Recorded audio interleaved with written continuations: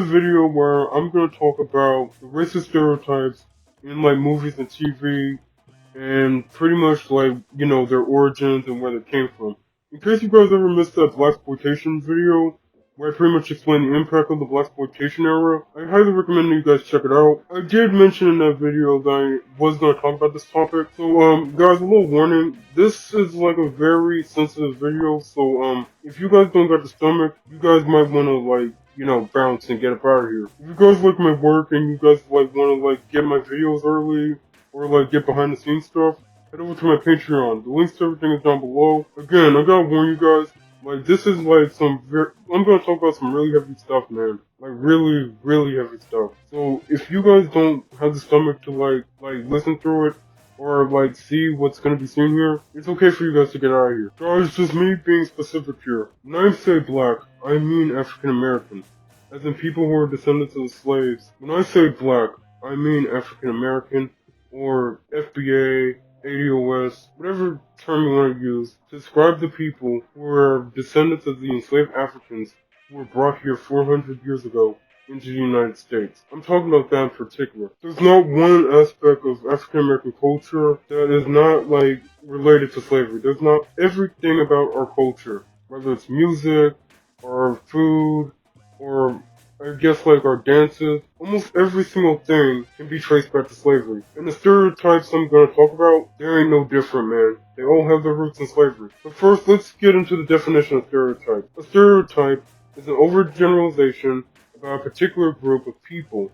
Stereotypes are often exaggerated versions of the truth. The Uncle Tom stereotype was named after a character in Harry Beecher Stowe's novel, Uncle Tom's Cabin. The characteristics of Uncle Tom is that he's normally a black man that always cater or always subservient to like his white slave masters and oppressors. Never like challenging like the slave masters. Always smiling and always happy. Always willing to like always serve the slave master, or I guess like care for the slave master more than his own people, let alone himself. There have been like some couple movie examples of an Uncle Tom character, like for example, Steven from Django Unchained, who's played by Samuel L. Jackson. Morgan Freeman did play in that movie called Miss Daisy, where I never seen the movie, for what I heard of it, he's pretty much like an Uncle Tom character, like driving and talking like he was like in slavery days or something. And there are countless other examples of an Uncle Tom, but I'm not able to just bring it up like on the top of my head or something. The point of the Uncle Tom character is to normalize the mistreatment, or sometimes straight up abuse of the black male characters. I mean, again, the Uncle Tom never questioned the status quo and just do what they say, just mindlessly, pretty much a mindless obedient puppet. I mean, that's what, like, I'm just saying, if you look at like not just 19, but any like slavery movie or whatsoever, or any movie like that, they're gonna like have like an Uncle Tom character 9 times out of 10 like that. Moving on, the next one on the list is the Mammy. The Mammy is practically like a female version of the Uncle Tom character. This is a historically inaccurate stereotype. The character traits of the Mammy is she's normally a dark-skinned, heavy-set woman that like takes care of the home and the house and the family. Alright, a little bit of a history lesson. There were 2 types of slaves during the time of slavery. There was a house slave and a field slave. Obviously, they're self-explanatory. The reason why I say it was a historically inaccurate stereotype is because, well, the house slaves were often light-skinned, normally children of mixed race. They're normally children of the slave master who romantically forced their female slaves, and the female slave bore their children. I'll definitely talk about this in another video, probably one day. I don't know, it depends on like how much likes I'm getting on this video, or if like anyone's like requesting me to do like a deeper dive on that. House slaves often do like domesticated duties, like taking care of the children, or like cooking, cleaning. The most famous like example of the whole Mammy character would be Hattie McDaniel's character in Gone with the Wind. Pretty much it was a Civil War movie, and it shows like how like subservient she kind of is to her white mistress. 9 times out of 10, whenever you guys like go to like grocery store and you guys are looking for syrup and pancake mix, 9 times out of 10, you guys seen an Aunt Jemima like syrup and pancake mix? If you guys Google like an old Aunt Jemima like pancake mix and syrup box, those things like had like a bunch of racist loaded character as like the face on like the box and stuff. It's a good thing that nowadays like an Aunt Jemima syrup and pancake mix don't even look like that anymore though. But again, it does reinforce the notion that black people are okay with serving white people, even though at the personal cost of their own detriment. Moving on, the magical Negro. The magical Negro is, well, stereotype where a black person in a particular story have mystical magical abilities, but they can only use their mystical magical abilities or sometimes insight or knowledge to benefit or help a white protagonist in a particular movie or story. This is kind of like an upgraded version of like the Uncle Tom and like the Mammy stereotype. On its surface, this does seem like some sort of form of positive representation, but again, like, it can be potentially dangerous and harmful again, because the fact that like they're using their mystical magical abilities to help white people rather than their own people, it kind of made them a traitor to their own people, you know? It may seem like super like progressive on the surface, but again, and like it reinforced like that notion that black people are here to serve and to help like white people or the white protagonist in a particular story. There have been countless examples of this, like say Bruce Almighty, where Morgan Freeman practically played God. Let's see, Kazam, where Shaquille O'Neal played a genie, and Whoopi Goldberg in Ghost, and Michael Clark Duncan, who was in the Green Mile movie with Tom Hanks. There was this movie that was released last year. It was called like the American Society of the Magical Negro. It was pretty much a satire of like the magical Negro trope. The magical Negro doesn't always have to be 100% magical. Like they can be like this super genius, or like some sort of like guru or some sort of teacher that the white protagonists need to like help better themselves. Like say, Morbius from Matrix, played by Lawrence Fishburne. There was another movie with Lawrence Fishburne. It's called The Passenger. It was like made around 2016. It pretty much starred Chris Pratt and Jennifer Lawrence. They were having difficulties with the ship, and pretty much like his character was a space captain that pretty much like told him what to do and how to use the devices and stuff. And he ended up dying in the end of the movie. Okay, I forgot to like say spoiler alert. I'm just making sure everybody got the idea here. The idea is the magical Negro is a disposable character that's supposed to be used whenever like the plot sees fit. The angry black woman. Here we go. Okay, originally called like the Sapphire, but over time, like, it's been commonly known as the angry black woman trope. It depicts black women as always angry, always like combative, like disagreeable, and always emasculating to every single male character in a particular show or movie. The origins of this stereotype came from like this show called Amos and Andy, and there was this woman called Sapphire that like constantly like berates or constantly demeaned like the male characters. There are at least 2 famous examples of an angry black woman character on like TV and movies. If you were born back in the 90s, or probably grown up in the 90s, you probably remember Martin and the character Pam, played by Tichina Arnold, who was pretty much like characterized as like the angry black woman who always like is so emasculating, is always so mean and negative towards Martin and the rest of the gang all the time. Another one, this was another character that was played by Tichina Arnold. Her name was Rochelle, that played Chris' mom from Everybody Hates Chris.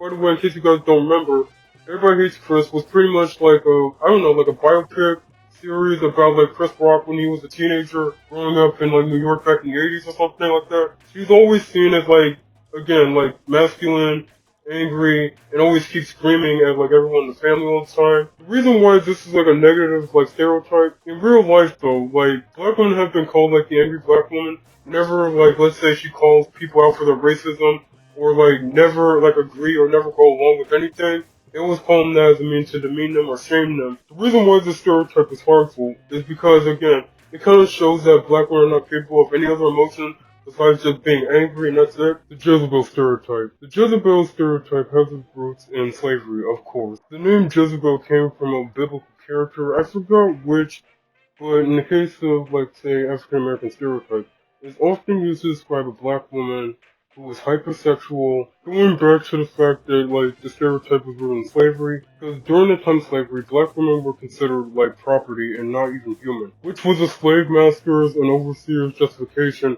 for R-wording them, going back to the fact that they were legally considered property. If a white man back then, let's say during the time of slavery, tried to, like, R-word a white woman back then, he could like actually could get killed or like get thrown in jail. While with an enslaved woman that was 9 times out of 10 enslaved 9 times out of 10, they can easily get away with this. The Jezebel character often shows up in like period pieces, like in almost every single like movie about slavery, or I would say probably after the events of slavery normally. Then the 1970s came and the blaxploitation era began to like appear. This is when we started to see like more black female characters being seen as like desirable and like beautiful, which again kind of did reinforce that notion that black women were hypersexual and kind of animalistic. The reason why like this kind of like stereotype is kind of like dangerous is because again, going to the fact that like again, given the fact that she's a woman and sometimes women are not believed whenever let's say they get sexually abused or something like that. Like for example, there's two women that claim that they were SA'd by some guy. One's black, one's white. On those probabilities, in this country in particular, the white women are more likely to be like believed and taken more seriously, while the black woman, she's not likely to be taken seriously at all, which makes her more vulnerable to like being abused again and again and again. The black brute, or commonly known as the Mandingo stereotype. Now, this one was more of like a post-Civil War stereotype. The characteristics of the Mandingo or the Black Brute character: he's normally a black man who is exceptionally strong, super athletic, and super, I guess, physically attractive. And he is, well, how can I put this? Sexually gifted as well. Now, going back to the fact that it was like a post-Civil War, like, stereotype, after, like, black people were free, there's been a lot of fear about like black people like taking revenge and like being like, you know, killing all the white people and stuff. Because well, after the Civil War was over, there was a brief time where black people were starting to become, you know, entrepreneurs and like congressmen. And eventually like there have been like posters and like cards about like racist caricatures about black men, about like how they're like some evil monstrous demon or something. One film in particular that pretty much like created like the brute stereotype in my honest opinion was Birth of a Nation. Birth of a Nation was like a Reconstruction era film. In case you guys don't remember what the Reconstruction era was, it was like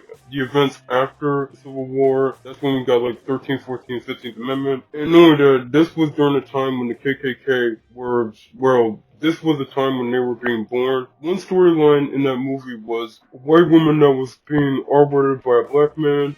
She went to like one of her other fellow white men, told him about the whole thing, and it ended up with that black man in particular being killed. There have been countless incidents throughout history where, let's say, if a white woman falsely accused a black man, like, it would be the death of him, it would be the end of him. This led to, like, more black men being lynched. Another movie example would be Mandingo.